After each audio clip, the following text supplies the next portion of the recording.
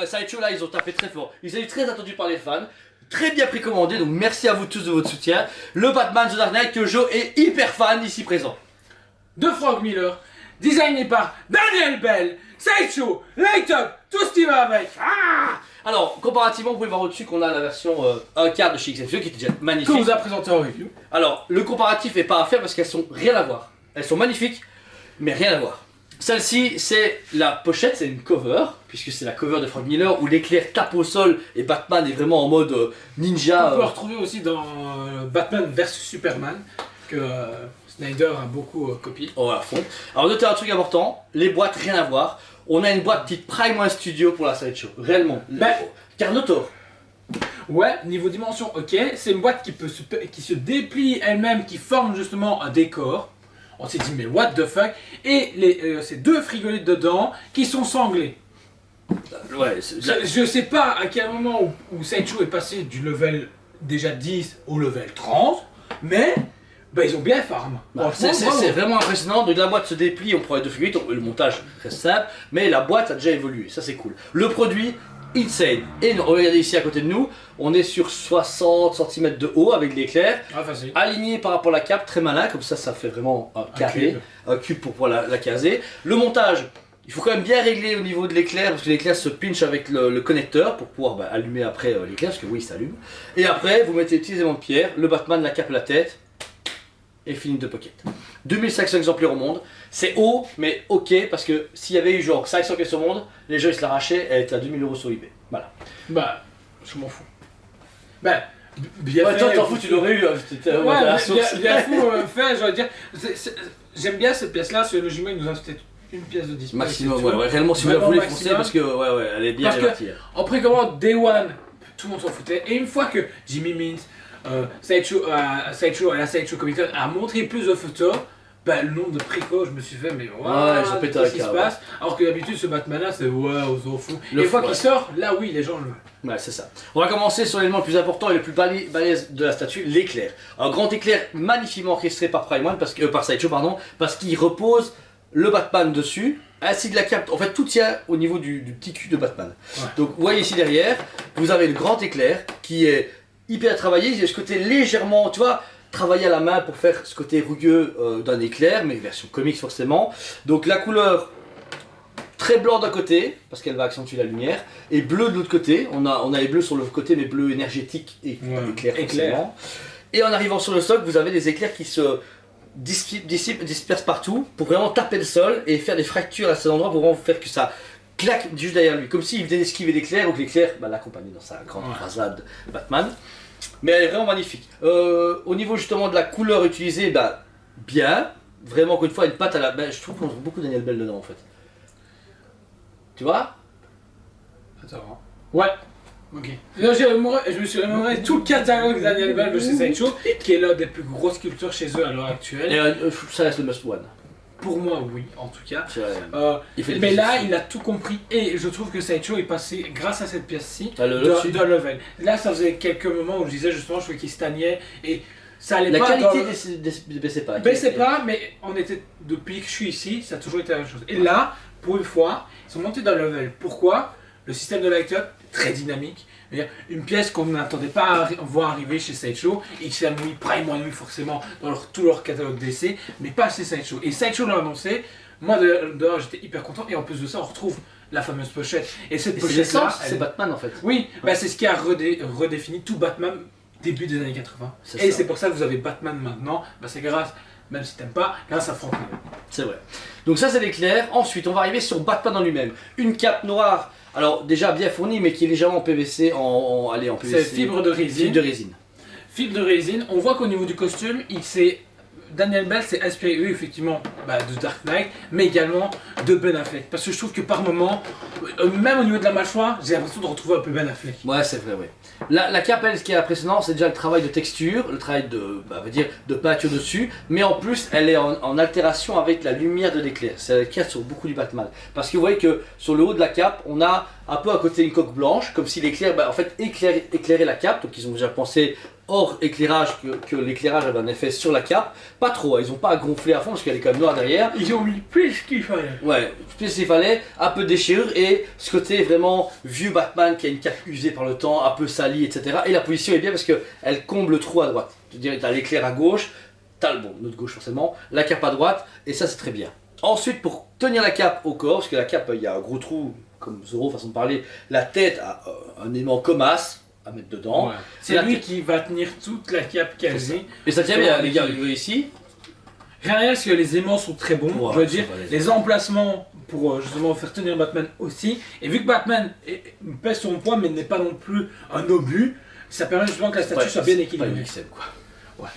La tête, Joe. Alors franchement. La tête elle est Non, juste non. SF. Non, Parce non, que c'est impressionnant, c'est un truc de fou. le travail déjà de la mâchoire, du sang, les blessures, de la dentition et de la légère barbe, Daniel Bell est passé d'un autre level. Non, non, Parce que c'est abusé. il est déjà très bon dans ce qu'il fait, mais là, on voit que même lui a voulu faire revivre ce moment. En fait, le côté humide aussi, tu vois, il y a vraiment le côté humide dans les gencives, et avec le sang de du bord de la lèvre, et magnifique, le regard blanc comme ça, avec la vieille cagoule. La cagoule, on dirait vraiment que c'est un peu du Kevlar, tu vois, Ah ouais. du vieux Kevlar, et la barbe, etc. En fait, franchement, la tête, pour moi, j'ai jamais vu une tête aussi belle chez Sideshow de ma vie. Et réellement, pourtant, je m'en bats les steaks de ce Batman, hein. Vraiment, vous savez très bien, moi c'est full comics, machin, là, mais comics de ma génération. Celui-là, il a un level extraordinaire. C'est une statue qui monte vraiment, comme tu disais, un level au-dessus et digne de sculpteurs qu'on n'a jamais pratiquement eu dans les fabricants. Et ça, réellement, les amis, c'est une pièce à avoir chez soi. Pas juste parce que ça vaut de l'argent, on s'en fout. Si vous voulez un beau Batman qui pète sa mère, c'est celui-là. Parce qu'il a tout. Et vous allez voir qu'il va s'allumer tout, ça va être encore pire. Alors ensuite, on a la position de ses bras. Alors on a le bras droit qui est vraiment, mais ça, alors chaussée les guerres, tu vois, genre, tu vois, il est à fond en musculature développée, 3 batarangs en main, avec, en plus j'aime beaucoup le fait qu'il est, le costume est très saillant et très, allez, il est très fit par rapport à son corps. On voit carrément ses muscles, même dans ses gants. Ouais, on ressent même les veines et tout. Je veux dire, il l'a vraiment collé comme si il était arrivé bodybuildé plus que d'habitude et à fond quoi. Donc on a, ouais, ici on a la musculature que de son bras droit qui est très développée avec un costume légèrement grisâtre mais sombre quand même. Donc on n'est pas sur le gris clair de XM ou le gris clair des comics. À un moment tu vois il est très clair. Là on est sur le côté foncé de Batman avec cet élément de noirceur comme s'il était vraiment dans la pénombre parce qu'en fait il est très noir sur le côté du genou et le reste mais il est plus clair derrière parce qu'il y a l'effet de l'éclair au niveau de ce costume. Ça c'est chouette. On trouve le bat logo sur son corps. Bah, alors ce qui est bien c'est que déjà il est beaucoup plus épais dans tous les sens du terme. Et on dirait vraiment qu'il a accroché, même avec ça il faut un coup de torse.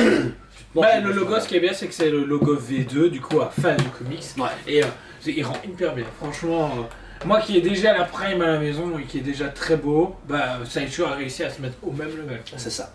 Alors au niveau des blessures, on peut voir que le costume est légèrement déchiré à certains endroits, avec justement du sang qui est derrière cette blessure et qui est en relief puisque c'est sculpté dans la résine, c'est pas été justement peint. Et c'est ça une grosse force aussi parce qu'on voit que le Batman a été usé récemment. Il vient de se battre, il vient de finir le combat. On voit ses côtes qui sont un peu abîmées et des blessures. Même, moi ce que j'aime beaucoup c'est son coude gauche.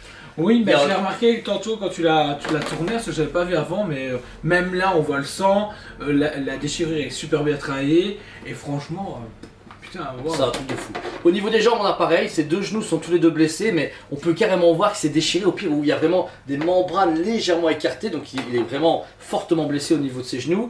Le costume également est bien travaillé comme le haut, mais très texturé, beaucoup de layers dessus et de brossage à sec. On voit vraiment qu'ils l'ont texturé à fond, mais avec la peinture, tu vois. Il y a beaucoup de matière, mais la peinture, donc très sombre à l'avant, mais si on regarde l'arrière, regarde Joe, on dirait carrément pas le même Batman.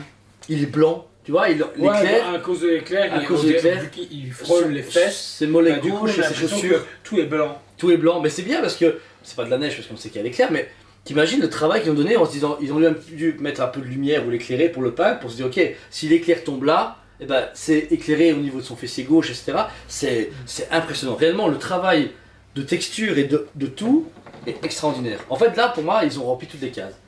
La finition de la tête, l'ingénierie, comme avec le Albion qui part en avant, ben, encore pire. Le light-up dedans, l'essence, le cover, ils ont rempli toutes les cases possibles imaginables, réellement. On finit sur un socle. Bah alors c'est du Batman, donc il y a une gargouille, sauf que c'est pas la même gargouille que d'habitude. Alors, au début, je m'étais dit, ouais, c'est dommage qu'ils aient pas fait un mutant, mais normal, Prime l'a déjà fait. Donc, du coup, ils ont mis le Joker pour retrouver justement Dark Knight. Surtout que c'est dans la deuxième partie, donc c'est quand le Joker est là. La première partie c'est le Muto, Oui, oui. Mutant, c'est dans Godzilla. Et la deuxième c'est le Joker. Donc c'est Et le deuxième, c'est le Joker, et franchement, le travail de un gargouille est juste sublime. J'aimerais trop qu'en fait, que Sideshow se décide de faire un Joker comme ça, avec le costume blanc. Hyper fou. Ouais, mais il y a très peu de gens qui accrochent à ce Joker là. Bah je sais tant beaucoup, mais moi je Mais supporte pas. Sideshow, Prime a prévu de le faire en un quart, prochainement, Ah la ouais, ligne c'est un vrai, tiers, ouais, la c'est ligne vrai. un quart des trois. Et du coup, à la base, les rumeurs disaient comme quoi Sideshow devait faire pareil, une lignée de 3 personnages, Batman, Superman Et Joker. et Joker, et apparemment, il y avait des rumeurs aussi également un Batman armoré. Ça pourrait être vraiment sympa, mais pour l'instant, aucun teasing, ils seront à Sideshow Con, et ça, on verra. On verra bien. Alors pour le reste, on a un toit de Gotham rétro, donc vraiment ce côté entre les années 60 et 80, avec ce haut portique de maison qu'on peut voir qui est en plus travaillé très bien en pierre, mais beaucoup éclairé au brossage à blanc pour que l'éclair ait un effet lumineux sur le socle. Derrière, vous avez des dalles qui sont très bien faites, un peu la Tsume, hein, comme on a avec les Senseiya, Oui. mais brisées, cassées, non par la vieillesse, mais par l'éclair. L'éclair vraiment vient frapper, exploser les dalles qui commencent à s'envoler autour, comme si vraiment le tonnerre tombait à côté de Batman, et ils ont accentué l'éclairage. Toute la face arrière des dalles sont noires, mais toute la face avant est blanche. Vraiment, la lumière est tellement irradiante que ça se voit sur la résine. Et en dessous, bah, ils sont laissés, je pense, exprimer pour donner un effet d'équilibre à la statue pour le poids de la résine, mais en plus, ils ont mis de la caillasse. Ouais, ils ont mis de la caillasse, de la Bon, boue. c'est cool parce que ça rappelle justement ce côté un peu Gotham en Ouais. fin de vie où, C'est ça, où justement il y a les tanks avec Superman et tout, et qui rappelle que ça envoie du pâté. Donc, non, cette chose c'est bon. Alors les enfants, tout dans Deux les câbles socs. dedans, Ouais. un câble anglais et un câble américain. Malheureusement pas européen parce que forcément les fabricants ils s'en battent les steaks. Câble qui mesure plus de 2 mètres. Il mesure facilement. Il est branché là au fond. Il mesure facilement, je pense, 2,50 m. Ouais, vraiment, ouais. Alors ils ont pensé, je trouve que là-dessus ils ont vraiment bien pensé parce que du coup en câble, pas de pile. Yes, enfin un fabricant qui a tout compris. Vous je vais juste mettre à l'arrière, donc bien dissimulé. Attends, on va faire une de silence, 2 secondes. Vous êtes prêts? Vous êtes prêts? Je t'en prie, appuie sur le bouton. Petit bouton là sur le côté. BAM! Shazam! Je sais pas appuyé à fond. Pétard mouillé. Ah oui. Le câble est débranché, mais sinon, Shazam! Boum! Regardez-moi ça comme ça tue! Donc là, Ah ouais, là. et franchement, Allez, trop bien. ils ont été à fond sur le light-up. On sent qu'ils ont pas juste fait, on met juste une petite et ça sera un éclairage minime. Non, on a l'impression qu'il y a un éclair. On voit qui même éclate. pas. Franchement, si on regarde vraiment, on voit la grosse bande LED, mais on la voit pas. Genre, on la voit pas, Oui, on s'en non, fout. non. On s'en fout. Le light-up est dingue de chez dingue. Dingue de chez dingue. Là, en plus, ça. Éteint ou allumé, c'est pas dégueu, dans le sens que si vous dites, oh bah écoutez, j'ai pas quoi la brancher, c'est une très très belle statue. Mais quand vous l'allumez, c'est une statue. Insane. Ah là, je pense que pour le fin d'année, hein, il va être dans le top 1 celui-là. Bam, il vient de dunker. Il va partir, il part dans mon top X. Oh, c'est encore Shazam! pire. C'est encore pire. Putain, elle pète à fond. Elle est encore plus magnifique. Là, c'est parfait. Là, Bon, ok, tu sais quoi?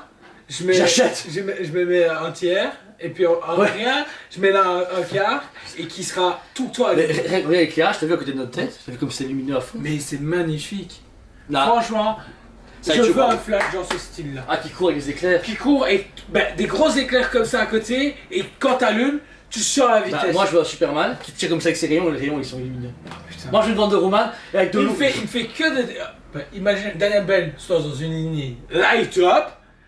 On Je the jette. trône, On the light up. on the horse. On the- 750 € pour cette beauté fatale, 2500 exemplaires. Il nous reste très peu d'exemplaires, donc si vous la voulez, foncez les gars. Je rigole pas après devant, ouais machin, non, foncez. Vous achetez pas chez nous, faites ce que vous voulez, on s'en fout. Mais achetez-la. Cette statue, on a hâte de la voir, parce que bon, Hive machin, fan de Batman, fan de Frank Miller et de Batman, elle est exceptionnelle. C'est une statue de fou malade. Là, franchement, elle dépasse une Prime One Studio. Je veux que Daniel Bell fasse un Daredevil Frank Miller. Avec un éclair rouge. Non mais Pardon. imagine. C'est trop chaud.